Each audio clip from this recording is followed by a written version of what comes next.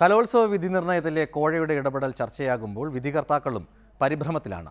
പരാതികൾ പരിഹരിക്കാനും കോഴ ആരോപണത്തിന് രക്ഷപ്പെടാനും കാസർഗോഡ് ജില്ലയിലെ വിധികർത്താക്കൾ വേദിയിൽ മത്സര ഇനങ്ങൾ അവതരിപ്പിച്ച് കാണിച്ചു.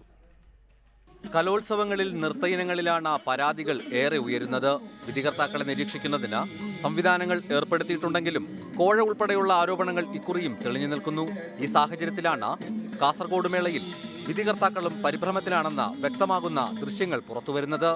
നൃത്ത ഇനങ്ങളിൽ മത്സരങ്ങൾക്ക് ശേഷം വിധി പറയുമ്പോൾ വിധികർത്താക്കളിൽ ഒരാൾ അതത് ഇനങ്ങളുടെ ചുവടുകൾ കാണികൾക്ക് മുന്നിൽ അവതരിപ്പിച്ചു.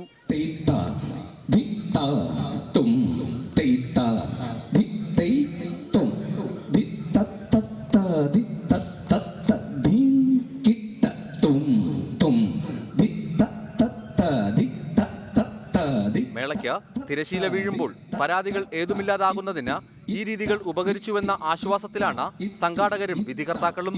റിപ്പോർട്ടർ, കാസർഗോഡ്.